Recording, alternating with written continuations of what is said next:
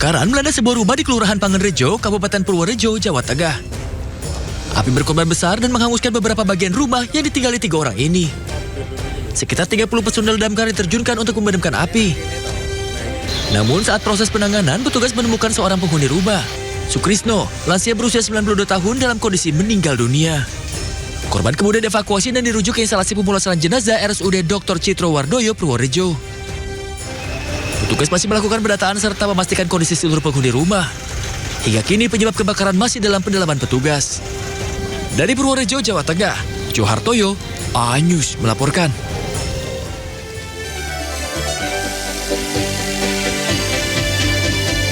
Selamat pagi pemirsa. Halo, selamat pagi pemirsa. Selamat pagi Lala. Aduh, kita pertama kali ya kita di sini tuh Deni untuk menyapa pemirsa di rumah. Gimana kabarnya Ayu hari ini? Baik sekali. Setelah beberapa hari sudah lama tidak Sindo Today, hari ini ketemu Lala dan pemirsa. Oh, semangat sekali. Sama berarti. Saya juga udah berapa hari nih nggak Sindo Today Ayu. Nah, Ayu kira-kira tahu nggak ada berita apa pada hari ini yang menarik? Ini nih yang menarik hari ini adalah rencananya ekshumasi dari Karungga ex Jampitsus Sutrimo yang akan rencananya dilakukan pada hari ini. Ya memang waktu itu kematiannya menjadi misteri ya Ayu, karena diduga menjadi korban pembunuhan karena waktu itu jasadnya ditemukan di klinik yang sudah tidak beroperasi ya, ternyata ya Lala ya. Nah, jadi untuk mengungkap kasus ini Ayu, ternyata polisi melaksanakan ekshumasi dan otopsi terhadap jasad Sutrimo hari ini di Banyumas, Jawa Tengah. Dan sebagai orang dalam di rumah ex Jampitsus yang banyak memegang kasus mega korupsi, kematian Sutrimo menimbulkan banyak pertanyaan termasuk keluarga nih, Lala ya. Dan akhirnya ini mengizinkan ekshumasi makam Sutrimo untuk mencari penyebab pasti kematian karena ini memang masih misterius ya Lala. Betul. Nah, memang kematiannya itu tidak bisa dibilang terkait sih, namun kebetulan ya Ayu bertepatan dengan kasus dugaan TPPU yang menjerat Febri Adriansyah, di mana kan tadi si Sutrimo ini adalah Karungga ya, betul, rumah tangga yang tahu segalanya nih Lala ya di dalam rumah seperti apa dan seperti saksi penting gitu ya Ayu betul ya. Sekali. Hanya kematiannya kemarin menjadi misteri dan diduga menjadi korban pembunuhan. Ya pemirsa, Anda menyaksikan Sindo Today dengan program yang akan menghadirkan informasi-informasi terhangat hari ini bersama saya Graciela Pangaribuan dan saya Raditya Ayu. Ya, sebelum kita memulai seluruh rangkaian Sindo Today hari ini, redaksi kami telah menyiapkan 3 berita pilihan. Ini dia.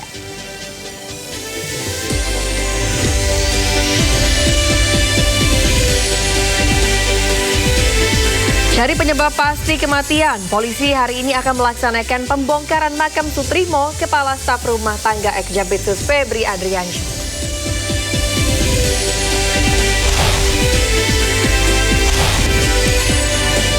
Polisi selidiki kasus dugaan ayat suci di barter miras dalam sebuah festival musik.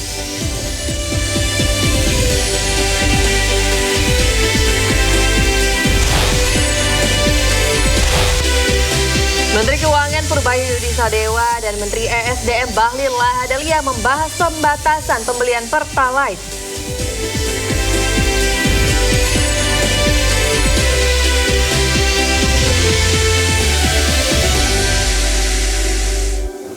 Pemirsa, kita ke berita pertama hari ini. Kapal motor penumpang Putrio Yasmin terbakar di perairan Bali. Hingga kini proses evakuasi masih terus dilakukan.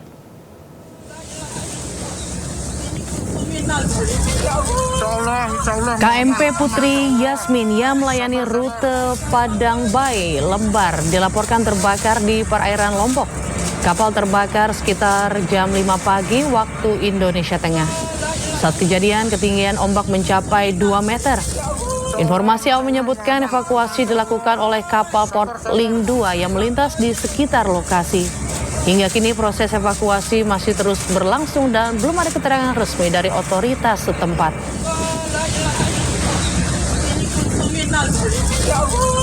Insya Allah aman. Pemirsa, Kepolisian Polsek Gondang, Kabupaten Mojokerto membubarkan konvoi perguruan silat di Jalan Raya Pugeran, Kabupaten Mojokerto, Jawa Timur. Sebanyak 17 pesilat dibawa ke Polres Mojokerto dan mereka diminta memanggil orang tua masing-masing. Polsek Gondang Kabupaten Mojokerto membubarkan konvoi perguruan silat di Jalan Raya Pugeran, Kecamatan Gondang, Kabupaten Mojokerto, Jawa Timur. Sebanyak 17 pesilat dibawa ke Polres Mojokerto untuk dilakukan pendataan dan pemeriksaan. Rata-rata para pesilat masih berusia remaja. Usai pendataan, Polres Mojokerto segera memanggil orang tua masing-masing pesilat. Mereka diminta untuk minta maaf ke orang tua masing-masing dan diminta untuk tidak mengulangi perbuatannya, yakni melakukan konvoi pada malam hari yang membahayakan orang lain. Saya mendapat laporan dari warga bahwa ada sekelompok massa yang berasal dari Jatirejo itu melintas di Gondang dan membuat onar. Tepatnya di depan SPBU Poko Jejer, Kecamatan Gondang. Anggota turun ke TKP dan berhasil mengamankan sekitar 17 orang beserta kendaraan motor roda 2. Diketahui para pesilat konvoi usai mengikuti pelantikan di sebuah pondok pesantren di Kecamatan Jatirejo, Kabupaten Mojokerto. Kemudian rombongan bergerak menuju Gondang menggunakan sepeda motor secara berkelompok. Saat melintas di Desa Pugeran, mereka diduga menggunakan badan jalan hingga mengganggu pengguna jalan. Dari Kabupaten Mojokerto, Jawa Timur, Solahuddin, iNews melaporkan. Pemirsa, 2 kelompok supporter sepak bola di Jawa Timur bentrok di Pasuruan. Akibatnya satu mobil patroli polisi dibakar dan digulingkan.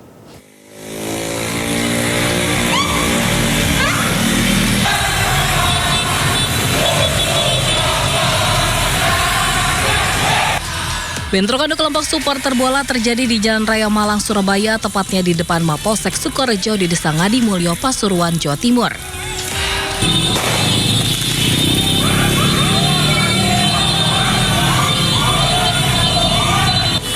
Awalnya sekitar 200 supporter pulang dari acara ulang tahun klubnya di Malang melintasi daerah Pandaan. Diadang 500 supporter dari arah Surabaya dan terjadi bentrokan. Untuk mengantisipasi hal yang tak diinginkan, Polres Pasuruan menghalau dan menangkap supporter dari Malang ke dalam Mapolsek Sukorejo. Namun supporter dari Surabaya mengamuk, membakar mobil polisi bahkan kendaraan dinas yang diparkir digulingkan. Mirisnya warga yang melintas dan petugas terkena lemparan batu. Insiden di sekitar Polsek Sukorejo, di mana salah satu kendaraan patroli dari Polsek Sukorejo mengalami pembakaran oleh massa. Kejadian tersebut bermula ketika rombongan masyarakat yang melintas dari kegiatan di wilayah Malang, kemudian terjadi pengadangan di sekitar wilayah Sukorejo sini. Bentrokan 2 kelompok supporter reda usai didatangkan satu kompi Brimo Porong Sidoarjo. Pemirsa, blokade jalan di kawasan Tambang, Kabupaten Kolaka, Sulawesi Tenggara berujung ketegangan. Blokade yang belum berhasil dibuka ini membuat aktivitas perusahaan terganggu dan ratusan karyawan terancam dirumahkan. Blokade jalan di kawasan Tambang, Kecamatan Pomala, Kabupaten Kolaka dicoba dibuka pada Minggu malam. Namun dam truk yang melintang di tengah jalan masih dijaga sejumlah orang. Blokade di sejumlah titik membuat aktivitas PT Toshida Indonesia terganggu. Akses logistik dan pasokan bahan makanan ke lokasi perusahaan juga ikut terhambat. Pihak perusahaan menyebut kondisi ini sudah berlangsung cukup lama. Ratusan karyawan terancam dirumahkan jika aktivitas perusahaan tidak segera kembali normal. Diskusinya jalan ini untuk digunakan ini pagi ini kegiatannya ini penunjang perusahaannya menjanjikan jalan alternatif itu. Tapi kenyataannya sampai saat ini tetap terjadi perintangan, penghalangan. Menurut informasi dari perusahaan Tosida itu dilakukan oleh anak perusahaan kontraktor EV, perusahaan kontraktornya yang kalau saya tidak salah PT Rimau kalau nggak salah. Satres Narkoba Polrestabes Medan menggerebek sarang narkoba di bantaran rel kereta api di Bandara Medan, Kuala Namu. Dalam penggerebekan yang diwarnai sejumlah tembakan, polisi meringkus 3 pelaku. Polisi melewati gang sempit di Jalan Pasar 7 Beringin Tembung, Kabupaten Deli Serdang, Sumatera Utara untuk menjangkau bantaran rel kereta api yang menjadi sarang narkoba. Sejumlah orang yang diduga sebagai pelaku penyalahgunaan narkoba kabur saat kedatangan petugas. 3 pria diringkus polisi berikut barang bukti narkoba dalam jumlah besar. 2 dari 3 pelaku merupakan pengedar narkoba di kawasan tersebut. Terdapat puluhan barak narkoba dengan panjang mencapai 300 meter berdiri di bantaran rel kereta api Tembung. Mana geng ini? Udah tadi mereka. Barak tersebut kemudian dihancurkan dan dibakar agar praktek serupa tidak terulang. Saat hendak meninggalkan lokasi untuk membawa para pelaku, petugas sempat kembali mendapat perlawanan usai dihadang sejumlah warga. Mengamankan 3 orang tersangka yang kami duga adalah selaku pengedar, ada pemakai sekaligus aktor intelektual di wilayah Tembung ini, di mana kami amankan estimasi sebanyak 3 kg ganja dan beberapa paket sabu siap pakai, siap edar di wilayah Tembung Pancasila ini. Kawasan bantaran rel kereta api Bandara Medan Kuala Namu kini dalam pengawasan ketat polisi. Penindakan serupa dipastikan akan dilakukan jika praktik jual beli narkoba kembali ditemukan. Dari Medan, Sumatera Utara, Adi Palapaharahap, iNews melaporkan. 24 saksi atas kematian Sutrimo telah diperiksa penyidik Polda Metro Jaya. Kedepan penyidik juga akan melakukan pemeriksaan lanjutan keluarga Sutrimo di Banyumas.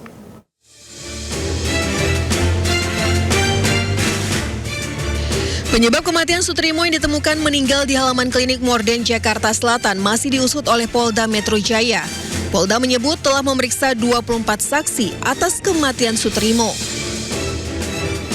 Polisi melakukan pemeriksaan lanjutan terhadap saksi-saksi lain, termasuk keluarga Sutrimo di Banyumas. 24 saksi sudah kami periksa, kami mintai keterangan di dalam proses penyelidikan. Untuk saksi-saksi yang dari pihak keluarga, karena di proses penyelidikan sudah dilakukan pengambilan keterangan, kami akan melakukan pengambilan keterangan atau permintaan keterangan lanjutan nanti di Banyumas. Sementara itu, Perkumpulan Praktisi Hukum dan Ahli Hukum Indonesia yang mendampingi pemeriksaan para saksi meminta pihak kepolisian untuk mengungkap tuntas kasus ini. Pitra Romadoni juga menerangkan bahwa pihak keluarga membantah bahwa FA bukanlah kerabat Sutrimo sebagaimana yang tertera di formulir rumah sakit. Yang udah diperiksa 20 lebih pertanyaan, ada yang 17 pertanyaan, ini relatif tergantung daripada masing-masing saksi dan pelapor. Bahwasannya yang bersangkutan atas nama FA bukanlah kerabat daripada almarhum Sutrimo. Itu tidak benar kerabatnya kan itu, dan mereka juga nggak kenal yang namanya FA ini. Usai meningkatkan status penanganan kasus kematian Sutrimo, mantan kepala rumah tangga di kediaman ex-Jampitsus Febri Adriansyah dari penyelidikan ke tahap penyidikan, Polda Metro Jaya menjadwalkan ekshumasi atau bongkar kubur di Banyumas pada hari Rabu. Langkah ini dilakukan guna mengungkap penyebab pasti kematian korban yang dinilai tidak wajar oleh pihak keluarga. Tim Liputan iNews melaporkan. Pemirsa, kasus kematian Sutrimo Karungga ex-Jampitsus Febri Adriansyah telah naik ke tahap penyidikan. Polisi tegaskan pasal yang disangkakan masuk ke pembunuhan berencana. Hampir 3 pekan sejak ditemukan tak sadarkan diri di halaman klinik Morden, Kebayoran Baru, Jakarta Selatan, tabir kematian Sutrimo perlahan mulai tersingkap. Kasus tewasnya pria yang kuat dikaitkan sebagai mantan kepala urusan rumah tangga atau Karungga ex-Jampitsus Febri Adriansyah itu kini resmi naik ke tahap penyidikan. Direktorat Reserse Kriminal Umum Polda Metro Jaya yang menerima pelimpahan dari Polresta Banyumas mengatakan pasal yang dipersangkakan sebagaimana laporan polisi yang diterima adalah pasal pembunuhan atau pembunuhan berencana. Pasal yang dipersangkakan sebagaimana laporan polisi yang kami terima itu adalah pasal pembunuhan ataupun pembunuhan berencana. Pihak keluarga Sutrimo mendatangi Polresta Banyumas untuk melaporkan peristiwa kematian yang menimbulkan sejumlah pertanyaan di kalangan keluarga. Mereka mengaku tidak keberatan jika makam Sutrimo digali untuk proses otopsi.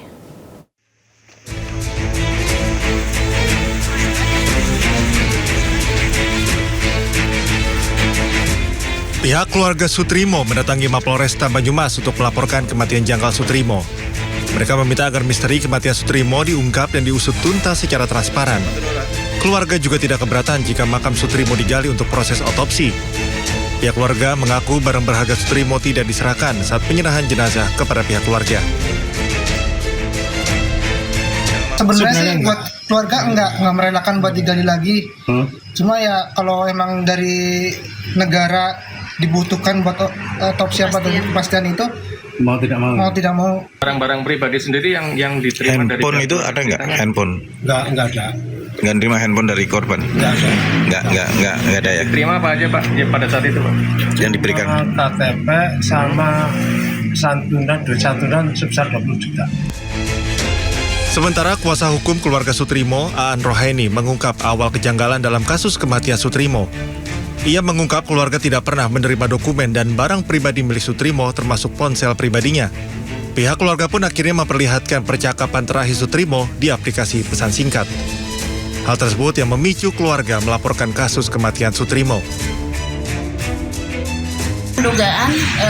Adanya dugaan kejanggalan di berita ya, karena kalau keluarga tahunya sebenarnya pada saat itu tidak ada kejanggalan ya Mas ya, tidak ada kejanggalan karena sudah bersih, gitu kan. Pada saat tahu-tahu kan karena dari berita, karena simpang siur berita begitu kan segala macam, apalagi mohon maaf ada tuduhan katanya keluarga itu nggak ngelapor gara-gara dapat uang 1 miliar ya. Artinya keluarga juga ingin tahu, ingin memastikan ya kepastian hukumnya seperti apa, apakah itu memang kematiannya wajar atau tidak. Pihak keluarga Sutrimo berharap tak ada fakta yang terlewat dalam proses penyidikan dan seluruh keterangan maupun bukti yang ada dapat diuji secara hukum. Tim Liputan iNews melaporkan. Pihak kuasa hukum keluarga Sutrimo mengungkap sederet kejanggalan yang dirasakan ketika almarhum tiba di rumah duka. Pertama, pihak keluarga merasa pemakaman almarhum terkesan mepet. Kedua, HP almarhum tak ditemukan dan dijanjikan akan diberikan belum juga datang. Ketiga, nomor HP 2 petugas yang membawa jenazah tak bisa lagi dihubungi setelah pemakaman. Petugas juga terkesan terburu-buru dan tak ikuti prosesi pemakaman. Pihak keluarga Sutrimo juga tak menerima informasi jelas terkait penyebab kematian. Identitas pengantar juga misterius. Keluarga menerima uang santunan 20 juta rupiah, namun tak diketahui siapa yang memberikan uang tersebut.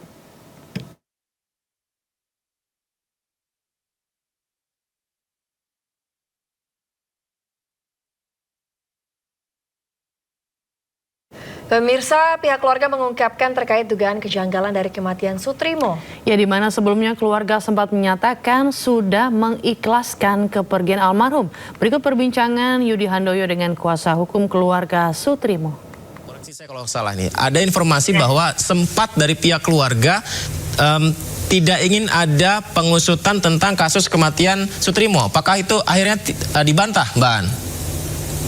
Betul, peristiwa itu ya, bahwa memang dari awal sebelum saya masuk pihak keluarga itu sangat tertutup dan memang selalu statementnya adalah sudah mengikhlaskan karena memang banyak pertimbangan yang memang sampai sebelum saya masuk gak ada yang mengeksplorasi gitu kan, itu aja. Tapi memang fakta itu betul. Fakta itu betul. Penyebabnya apakah ada tekanan atau memang dari pihak keluarga saja yang tidak mengetahui jalurnya, Mbak An? Iya, saya kira kalau tekanan sama sekali tidak ada dan semoga ke depan juga tidak pernah ada tekanan kepada keluarga karena ketidaktahuan. Mereka menghadapi hal ini tuh harus bagaimana, sementara mereka juga tidak ada orang yang dipercaya. Nah, begitu Mbak An masuk ke sana, akhirnya apakah keluarga pun memberitahu banyak kejanggalan yang dipertanyakan pihak keluarga? Ini kok kesannya penguburannya itu dipepet-pepetin nyampenya malam, padahal sebenarnya sudah dikirim dari dari Jakarta itu 12:30, tapi kok sampai sini jam 10.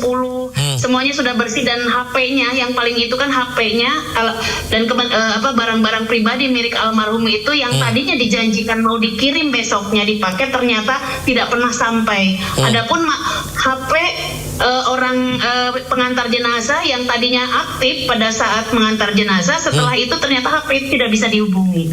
Ada 2 kejanggalan yang paling besar tuh itu kalau dari pihak keluarga awalnya. Saya juga kaget gitu kan, ternyata memang dokumen, jadi tidak pernah ada di dalam dokumen itu informasi tentang penyebab kematian. Sebagaimana kita bisa baca di media dulu kan ada, makanya informasi tentang adanya mulut berbusa, hidung berbusa gitu kan, itu tuh tidak ada. Tantangan berhadiah minuman keras dengan syarat bisa membaca hafalan salah satu surah Al-Quran di sebuah acara musik di Jakarta viral di media sosial dan mendapat kecaman. Ya, Gubernur Jakarta Pramono Anung menyesalkan dan meminta produk minuman keras ditindak tegas. Dalam video yang viral di media sosial, salah satu stand produk minuman keras di sebuah festival musik di Jakarta menggelar tantangan untuk pengunjung. Dalam tantangan itu, pengunjung disyaratkan bisa membaca salah satu surat dalam Al-Quran untuk mendapat imbalan berupa minuman keras. Video ini pun mendapat kecaman dari berbagai kalangan, termasuk Gubernur Jakarta Pramono Anung yang menyebut tindakan tersebut menodai kehidupan beragama. Selain menyesalkan hal itu terjadi, dirinya juga meminta produk minuman keras ditindak tegas. Viral, apalagi dikaitkan dengan kegiatan keagamaan, ini sungguh-sungguh menodai kehidupan keagamaan yang kita jaga bersama di Jakarta. Untuk itu saya akan minta kepada Pak Asisten Kesejahteraan, Pak Ali, untuk segera mengkoordinasikan, mengambil tindakan tegas terhadap hal yang tidak boleh terjadi di Jakarta. Sehingga sekali lagi pemerintah DKI Jakarta menyesalkan hal itu terjadi di Jakarta. Tantangan hafalan Al-Quran mendapat imbalan minuman keras oleh salah satu stand produk minuman diadukan ke Barreskrim Polri. Aduan dilayangkan oleh sejumlah advokat yang tergabung dalam Asosiasi Lawyers Muslim Indonesia atau ALMI ke Barreskrim Polri. Pelapor menyebut ayat Al-Quran tidak boleh dibuat sebagai permainan, apalagi disandingkan dengan minuman yang diharamkan dalam Al-Quran. Ya, hari ini kita ke Barreskrim ya, melakukan laporan polisi awalnya untuk melakukan aduan terkait dengan dugaan penistaan agama yang dilakukan oleh suatu produk alkohol ya di event musik ya yang ada di Ancol kemarin. Nah, barang tentu itu kan merupakan baru-baru ini viral di masyarakat Indonesia, dan bahkan MUI juga ormas Islam yang lain juga berkomentar terkait dengan persoalan itu. Maka dari itu kami dari Asosiasi Lawyer Muslim Indonesia mencoba melakukan laporan polisi atau aduan polisi supaya ditindak secara tegas. Barang tentu tidak bisa dijadikan alat permainan ayat Al-Quran, dalam hal ini ayat Al-Duha, untuk dijadikan gimmick dalam hal disandingkan dengan minuman yang diharamkan oleh Islam, yaitu alkohol. Maka dari itu barang tentu ini tidak bisa dijadikan main-mainan, dan kami akan mengawal terus proses penegakan hukum. Ya, sementara itu polisi melakukan penyelidikan kasus dugaan penistaan agama saat acara musik di kawasan Ancol, Jakarta Utara. Polisi memeriksa sejumlah pihak yang terlibat. Polisi melakukan penyelidikan kasus dugaan penistaan agama di sebuah acara musik di kawasan Ancol, Jakarta Utara. Dalam video yang beredar, salah satu stand minuman keras di acara itu memberikan tantangan hafalan surat Al-Quran dengan hadiah minuman keras. Untuk menyelidiki kasus ini, Polres Metro Jakarta Utara memanggil sejumlah pihak yang terlibat dalam acara tersebut.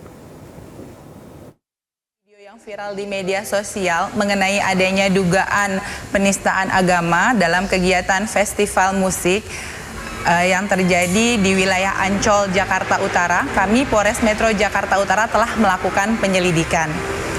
Saat ini kami masih mendalami kejadian tersebut, termasuk mengklarifikasi pihak-pihak yang berkaitan dengan kegiatan tersebut. Kami juga sedang mengumpulkan dan memeriksa bukti-bukti yang ada, termasuk video yang beredar di media sosial. Pemirsa, seorang anggota Polrestabes Bandung, Aibtu Asep Suhara, gugur setelah jadi korban tabrak lari usai patroli rutin. Para pelaku tabrak lari kini sedang diburu.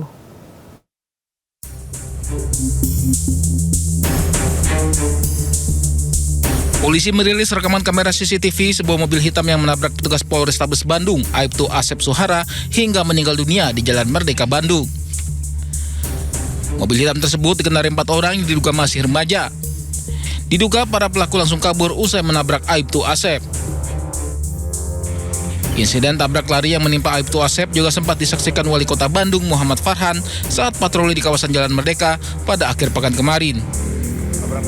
Farhan sempat melihat korban tergeletak di jalanan di samping motornya. Menurut saksi mata, motor yang dikendarai korban ditabrak mobil pelaku dari belakang.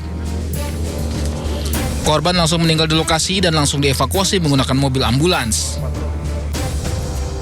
Aibtu Asep merupakan personel Satuan Samapta Polrestabes Bandung. Saat kejadian, Aibtu Asep hendak pulang ke rumahnya setelah melakukan patroli rutin. Polisi telah mengantongi plat nomor mobil yang menabrak korban dan kini memburu para pelaku. Dari Bandung, Jawa Barat, Billy Maulana Finkran, iNews melaporkan. Ex-Menteri Agama Yakut Khalil Qomas didakwa kerugikan negara 622 miliar rupiah. Ya, informasinya usai jeda berikut ini. Tetaplah di Sindo Today.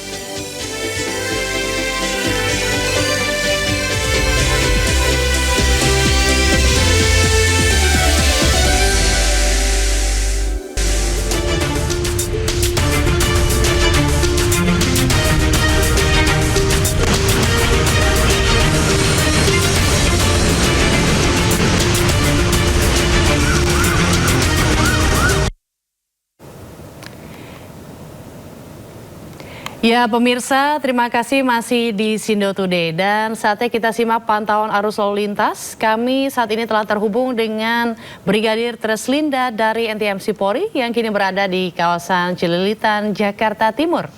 Ya, bagaimana pantauan arus lalu lintas dari tempat Anda melapor? Silahkan dengan laporan Anda.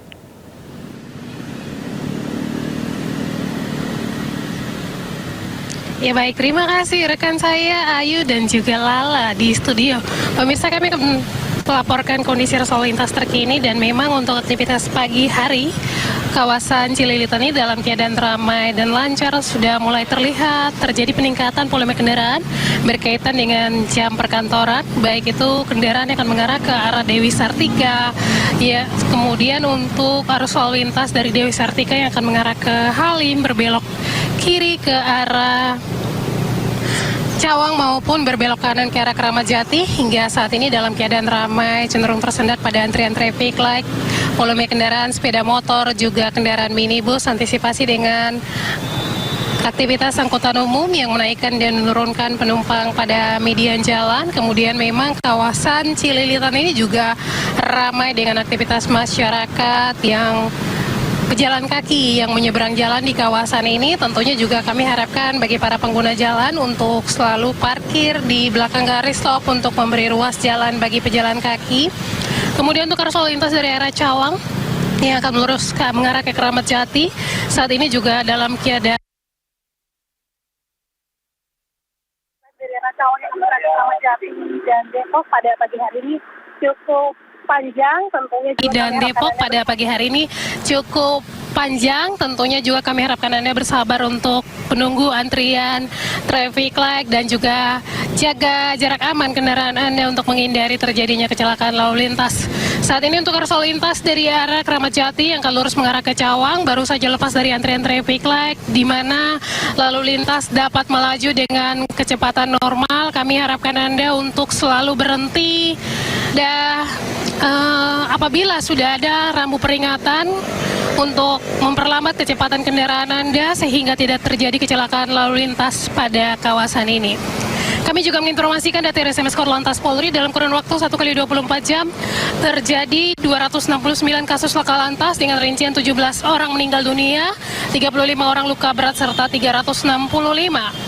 Maksud kami 356 orang luka ringan. Dari data tersebut 68% terjadi pada waktu siang hari. Kemudian juga kami menginformasikan kepada pemirsa Sindo di rumah untuk tidak merusak rambu dan juga marka jalan yang sudah terpasang pada ruas jalan. Hal ini untuk menghindari terjadinya kecelakaan lalu lintas. Perlu kami sampaikan juga bahwa perusakan rambu dan marka yang sudah terpasang pada jalan raya ini dapat dikenakan sanksi pidana kurungan 2 tahun penjara, kemudian denda sebanyak 50 juta rupiah. Hal ini tercatat melalui Undang-Undang Lalu Lintas pada pasal 28. Dan kami harapkan Anda untuk sama-sama kita jaga fasilitas yang sudah disiapkan oleh pemerintah dalam hal ini tentang rambu dan juga marka. Ini fasilitas yang disiapkan untuk keselamatan pengguna jalan. Demikian Brigadir Treslinda melaporkan kembali ke Ayu dan juga Lala di studio. Silakan. Brigadir Treslinda, terima kasih atas laporannya dari kawasan Cililitan, Jakarta Timur. Selamat bertugas kembali dan salam presisi.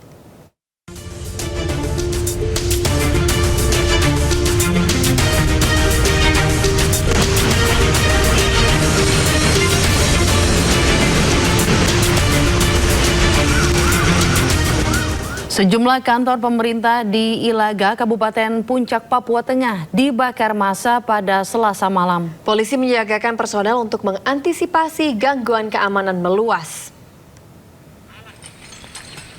Sejumlah bangunan yang terbakar diantaranya kantor Bupati dan Wakil Bupati, DPRD, serta beberapa fasilitas pemerintahan. Ketegangan diduga berawal dari persoalan penyaluran dana desa untuk 25 distrik dan 206 kampung.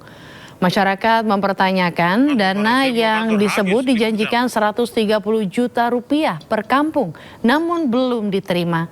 Situasi kemudian berujung pada aksi pembakaran.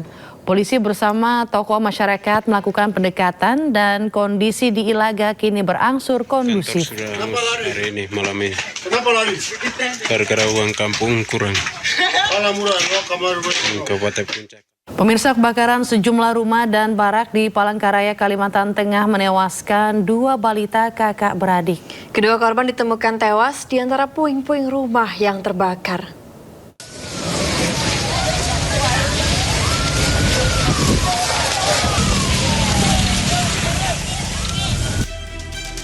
Kebakaran melanda sejumlah rumah dan barak di Jalan Mendawai 1 Palangkaraya, Kalimantan Tengah pada Selasa siang. Kobaran api dengan cepat membesar dan membakar bangunan yang terbuat dari material kayu. Setelah berjibaku sekitar setengah jam, petugas damkar gabungan dibantu relawan dan masyarakat sekitar berhasil memadamkan api. Tragis, 2 balita kakak beradik usia 2 dan 4 tahun ditemukan dalam kondisi meninggal dunia di antara puing-puing rumah yang ludes terbakar. Kedua jenazah korban kemudian dievakuasi petugas menuju mobil ambulans dan dibawa ke Rumah Sakit Umum Daerah Dr. Doris Silvanus, Palangkaraya. Diperkirakan 3 rumah, 1 barak. Korban 2 orang, balita, 1 4 tahun berposisi di sebelah luar daripada kamar, yang 1 di dalam kamar umur 2 tahun, yang di luar kamar 4 tahun. Dua-duanya balita. Hingga kini petugas Polresta Palangkaraya masih menyelidiki kronologi dan penyebab pasti kebakaran yang menewaskan 2 balita laki-laki kakak beradik tersebut dengan meminta keterangan sejumlah saksi. Dari Palangkaraya, Kalimantan Tengah, Ade Sata, iNews melaporkan. Kebakaran melanda sebuah pabrik plastik dan fiber di Jalan Lampiri, Pondok Kelapa, Jakarta Timur. Kepulan asap hitam tebal yang berasal dari kebakaran sebuah pabrik plastik dan fiber membumbung tinggi. Banyaknya material yang mudah terbakar dan akses jalan yang jauh dari sumber air membuat kobaran api cepat membesar dan api sulit dipadamkan. Diduga api berasal dari bagian belakang bangunan pabrik. Ledakan sempat terdengar sebelum api membesar menghanguskan bagian pabrik dan membuat warga di sekitar panik. Hingga kini, belum diketahui pasti penyebab kebakaran. Petugas pun masih berusaha memadamkan api di lokasi kebakaran.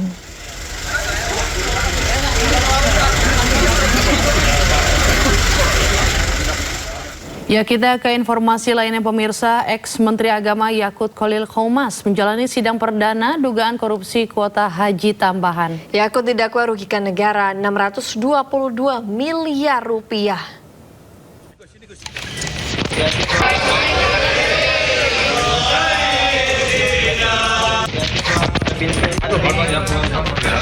Masuk ke ruang sidang pengadilan Tipikor Selasa siang, ex-Menteri Agama Yakut Khalil Qomas disambut pendukungnya.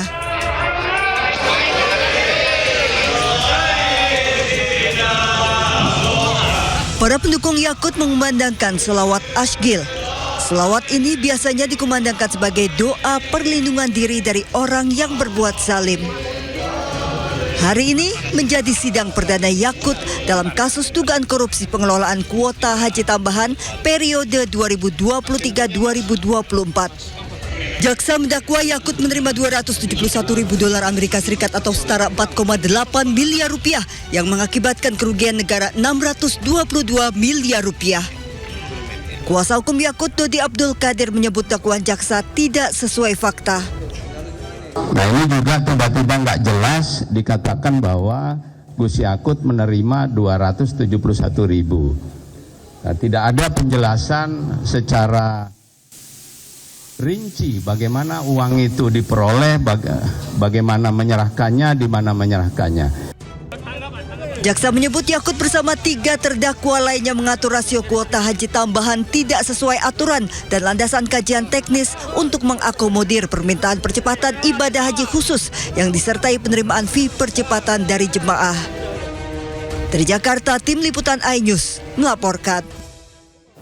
Di tengah isu reshuffle kabinet yang kian kencang bulan Agustus ini, muncul isu Menko PMK Pratikno mengundurkan diri. Ia dikabarkan mundur dari kabinet Prabowo Gibran karena alasan sakit.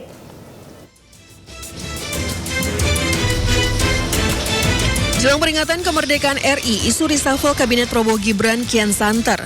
Terbaru Menko PMK Pratikno dikabarkan mundur karena alasan sakit. Ditemui di Istana Negara, Mensesnek Prasetyo Hadi mengaku belum mendapatkan info soal pengunduran diri Pratikno. Tapi Prasetyo tegas membantah Menko PMK sedang sakit. Apalagi itu? Kata siapa lagi itu? Kabarnya Mas. Saya belum dengar. Siap, yang saya tahu siap. Yang saya tahu nggak ada kabar bahwa beliau sedang sakit. Selasa kemarin, Menko PMK terlihat memantau kebakaran kawasan Bromo. Di hadapan wartawan yang menemuinya, Menko PMK Pratikno membantah kabar ia mundur dari kabinet Prabowo Gibran. Selain itu, ia juga menepis kabar sedang sakit hingga tak bisa lagi mendukung program kerja pemerintah. Sebelumnya, Mensesnek Prasetyo Hadi sudah menepis ada reshuffle kabinet di bulan Agustus ini. Jikapun ada perombakan, ia menegaskan hanya menambal posisi wakil menteri yang telah pindah posisi atau dicopot karena persoalan hukum. Tim Liputan iNews melaporkan. Menteri Keuangan Republik Indonesia Purbaya Yudi Sadewa bersama dengan Menteri Energi dan Sumber Daya Mineral RI Bahlil Lahadalia menggelar rapat terkait dengan rencana pembatasan pembelian BBM subsidi jenis Pertalite. Purbaya jelaskan bahwa pembatasan tersebut menjadi bagian dari upaya pemerintah memastikan subsidi BBM disalurkan lebih tepat sasaran. Rencananya, kelompok masyarakat desil 9 dan 10 berpotensi menjadi sasaran pembatasan subsidi Pertalite. Sementara itu, Bahlil menyebut pembatasan diperlakukan karena selama ini sebagian subsidi BBM dinilai belum sepenuhnya tepat sasaran. Meski demikian, pemerintah belum memastikan kapan pembatasan tersebut diterapkan. Saat ini, pemerintah masih mempelajari mekanisme dan sistem yang akan digunakan. Tadi kita membahas kemungkinan implementasi pembatasan subsidi Pertalite untuk yang tingkat atas, mungkin yang kuartil 10, 9, 10 supaya nanti bukan sekarang ya, beberapa bulan kemudian kita bisa kurangi secara bertahap. Sedang kita pelajari sistemnya. Saya juga sudah sempat melihat sistem Pertamina sudah cukup baik sehingga siap bisa dilaksanakan. Nanti menyangkut dengan pembatasan itu, nanti kan ada jenis kendaraan, ya. Jangan pakai BMW, pakai Mercy, masa pakai minyak subsidi. Itu yang dimaksudkan oleh Pak Menteri tadi. Jadi teman-teman media tolong jangan dipelintir lagi, ya. Ini penting saya luruskan. Mirsa, Badan Gizi Nasional telah menetapkan batas waktu konsumsi menu makanan makan bergizi gratis yakni 4 jam setelah matang. Dan juga memohon kepada Bapak Ibu Guru untuk juga memberitahu kepada peserta. Kepala Badan Gizi Nasional Sudaryono menyebut aturan itu merupakan bagian dari upaya menjaga keamanan dan kualitas menu makanan MBG bagi para penerima manfaat. Terkait hal tersebut, Sudaryono mewajibkan setiap wadah atau omprek makanan MBG diberi label agar guru dan peserta didik dapat mengetahui batas waktu konsumsi. Selain itu, ia juga meminta guru mengecek label batas waktu konsumsi yang tertera di makanan. Jika telah melebihi waktu konsumsi, Sudaryono meminta menu MBG tidak dimakan. Sebelumnya, cegah keracunan, BGN juga meminta para siswa tidak membawa pulang makanan dari program makan bergizi gratis. Gizi Nasional telah memberlakukan label makanan yang wajib dikonsumsi atau dimakan 4 jam setelah makanan itu matang. Maka kami menghimbau kepada para siswa, para peserta didik dan juga memohon kepada Bapak Ibu Guru untuk kemudian sama-sama mengecek sebelum makanan MBG dikonsumsi, dicek apakah jam konsumsinya itu di bawah dari jam yang ditentukan. Manakala lebih dari jam yang ditentukan, kami mohon dengan sangat hormat untuk tidak dikonsumsi. Saya ulangi, untuk tidak dikonsumsi manakala melewati jam batas yang ditentukan. Dan kami juga menghimbau kepada para siswa dan juga memohon kepada Bapak Ibu Guru untuk juga memberitahu kepada peserta didik, siswa-siswa di kelasnya untuk kemudian tidak membawa pulang menu makanan MBG ke rumah. Pemerintah perbolehkan pondok pesantren atau sekolah berbasis keagamaan yang memiliki lebih dari 1.000 santri untuk mengelola dapur makan bergizi gratis MBG sendiri. Meski demikian, Menteri Koordinator Bidang Pangan Zulkifli Hasan tegaskan dapur harus dibuat memenuhi standar Satuan Pemenuhan Pelayanan Gizi SPPG. Dan hari ini juga tadi sudah diputuskan pondok-pondok atau sekolah berbasis keagamaan dan yang boarding, ya, yang di atas 1.000 ke atas mereka boleh bikin dapur tapi standar SPPG gitu. Kalau di bawah itu dia harus ikut SPPG yang terdekat. Nah, itu memudahkan. Jadi misalnya pondok yang punya 2.000 siswa atau santri, yang boarding mungkin yang 2.000, mereka bisa buat di dapur tempatnya tetapi harus standar dengan SPPG yang juga nanti punya SLHS. Pendaftaran untuk masyarakat umum yang ingin menghadiri peringatan HUT RI ke-81 di Istana Merdeka telah dibuka. Aturan baru yang diberlakukan, pihak istana akan menyaring pendaftar hanya untuk yang belum pernah mengikuti upacara di Istana Merdeka. Istana Merdeka terus bersolek jelang perayaan HUT RI ke-81 17 Agustus mendatang. Tak hanya pejabat dan tokoh penting, masyarakat umum juga bisa menghadiri perayaan HUT RI di Istana secara gratis. Namun ada aturan baru yang dibuat oleh pihak Istana, yakni untuk masyarakat yang belum pernah mengikuti upacara di Istana yang diperbolehkan ikut pada tahun ini. Karena kapasitas atau luas Istana itu juga sangat terbatas, untuk tahun ini kita akan membagi porsi untuk memprioritaskan kepada yang belum pernah sama sekali. Pasukan upacara HUT ke-81 Republik Indonesia berlatih di pelataran Istana Merdeka, Jakarta. Sementara panitia menambah kapasitas undangan karena tingginya antusias masyarakat untuk mengikuti peringatan HUT kemerdekaan di Istana Merdeka. Seluruh personel pasukan upacara diantaranya terdiri dari prajurit TNI terus mematangkan persiapan jelang detik-detik proklamasi di pelataran Istana Merdeka, Jakarta Selasa siang. Dalam sesi gladi bersama ini, seluruh rangkaian acara disimulasikan, termasuk acara-acara hiburan, pertunjukan musik, dan penampilan atau atraksi seni budaya dari berbagai daerah. Kita sudah mulai untuk persiapan gladi-gladi meskipun masih parsial ya, masih terpisah-pisah. Setelah masing-masing tim selama beberapa waktu terakhir berlatih sendiri ya. Jadi tim upacara berlatih sendiri, paskibraka berlatih sendiri. Kemudian hari ini sudah mulai kita latihan bersama di istana itu. Adapun ribuan personel Pas Pampres yang diterjunkan akan mengawal sejumlah kegiatan pada peringatan HUT ke-81 Republik Indonesia. Sementara itu, selama 5 hari masa pendaftaran, bagi masyarakat yang ingin hadir di Istana Negara pada tanggal 17 Agustus nanti, tercatat lebih dari 336.000 masyarakat mendaftar. Sedangkan kapasitas awal yang tersedia hanya sekitar 5.500 orang.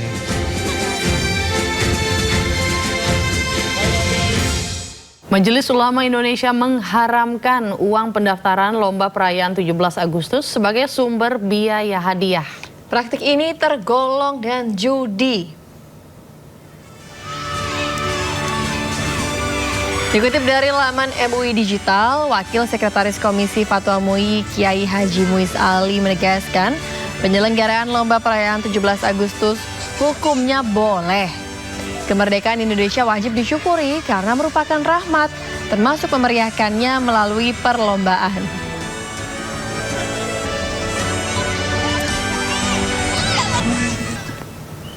Namun jika mengutip uang pendaftaran, panitia dilarang menggunakan uang pendaftaran peserta lomba sebagai sumber biaya untuk hadiah karena tergolong dengan praktik judi atau qimar. Dalam fikih Islam melarang skema tersebut karena hukumnya haram.